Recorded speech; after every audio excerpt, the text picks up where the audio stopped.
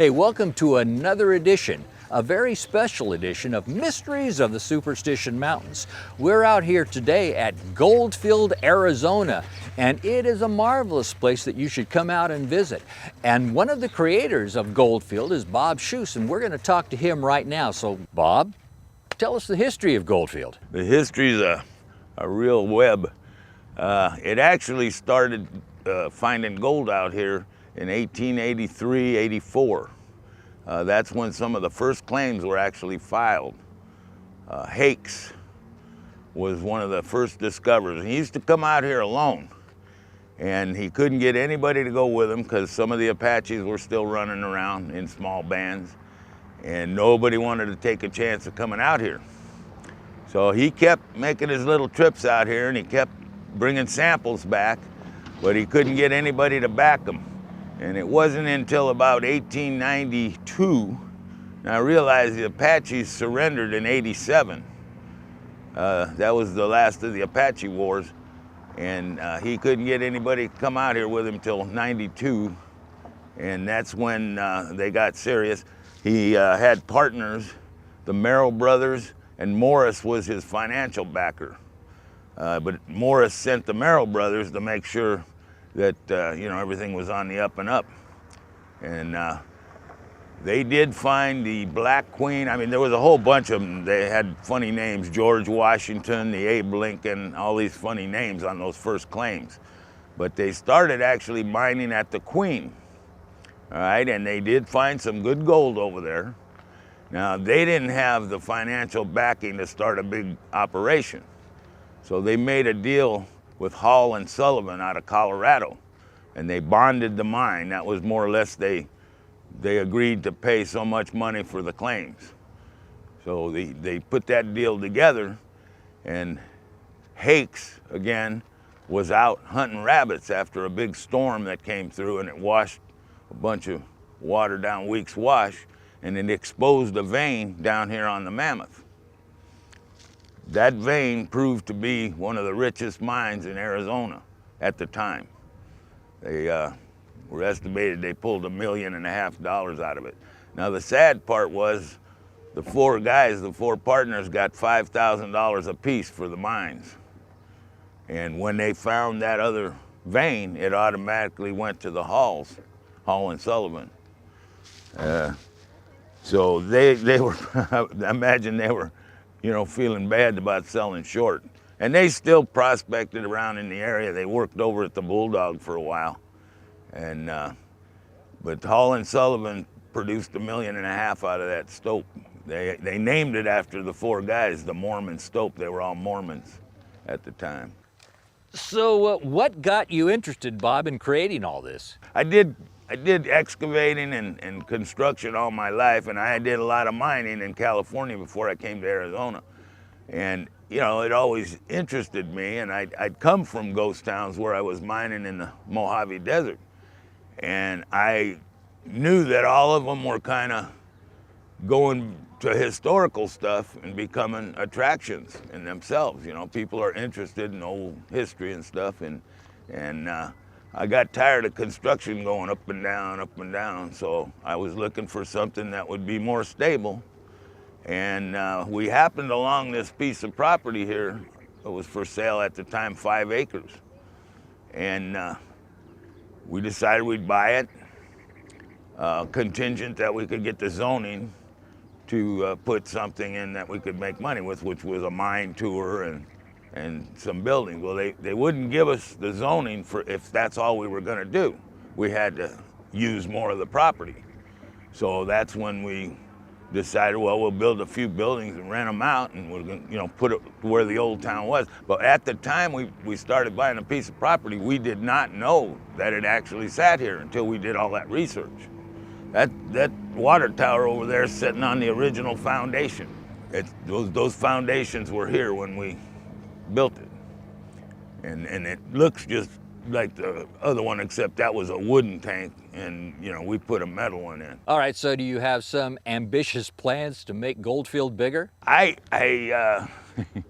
Everybody wants me to go to the next level, and I don't want to make a tourist trap out of it. I want the history kept, you know. I got a couple of sons, they wanted me to put roller coasters in and stuff, and I said, no, we're not doing that, you know. That ain't what we want to project. Ah, come on, no log ride? No log ride. They mentioned that too. Oh, I bet they did. But they wanted a mine car roller coaster. I said, no. All right, Bob, so in the day, how many people were actually here at Goldfield? And they say that at one point, Goldfield had a bigger population than the other towns in the area. And that was because of a gold rush happened. I mean, they had tents set up all over the place, and everybody thought they were going to come out here and find gold. And that only lasted a short period of time, and then they left because not everybody found it. There was only, I think there was only really 3 good producing mines out here. But there was prospect holes everywhere. Prospect holes everywhere. They dug everywhere. And there was one article in the paper that said that during the summertime, they would find more values if everybody didn't dig their shaft under a shade tree. I loved it. So, Bob, I heard that you dug up the body, or what was left of a miner here, and then after digging him up, you reburied him. What's going on? Yeah, we were putting in a conduit under the railroad track down there, so that they didn't have to have an overhead wire going over the track. And this was kind of a weird deal. I borrowed the backhoe from Housley, who was running the mine over here at the time. And I'm digging away, and all of a sudden, it had some water in the fuel. And we had to stop and mess with it. I had to drain everything, put new fuel in it, bleed it. We got it going again, and I'm digging, and I mean, I'm on solid rock scraping, you know, just trying to get deep enough to put the conduit in. And all of a sudden, I got to the other side there, and I found a soft spot. And I go, okay, this is where I'm putting the pole, you know, because we had a pole, and then the conduit, and another pole coming back up. And so I'm digging, and Salvador's with me now. Remember, he's the little Mexican guy and he speaks real broken English. I used to have to translate for him, remember that? and he was speaking English, but I had to translate for him. Anyway, he's standing there, and I'm dumping a pile, and he goes like this. And I'm thinking he's telling me to go deeper. So I go in and get another bucket, dump it on the pile, and there's a skull sitting on the top of the pile. Unbelievable. And I went, holy mackerel. And we didn't know what to do, you know. So we called the sheriff and told him, and the sheriff came out, one guy, and we spent the rest of the day screening, digging real slow and easy, getting all the bones out. It was amazing because the sheriff later told me that we recovered, you know, like 98% of the guy. There was a couple little finger bones missing and something about toe bones, and that was it. Other than that, we got all of them. Then after digging him up, you reburied him? Well, yeah, after a battle with the county and everybody else. They kept him for a year down at U of A, down in Tucson, and they did all this, you know, whatever you call it, forensics and all that. And it was 80 to 100 years prior, by the patina and the bones and stuff. He was in a coffin. We got the knots from the coffin and a couple of Levi rivets. And so other than that, there wasn't much left, you know. But we fought and fought with the county, had to get a special use permit to be able to bury him, rebury him on our property, because at the time we did not own the property. That was a right-of-way that the BLM had given us for the train. And we eventually ended up buying that land from the BLM.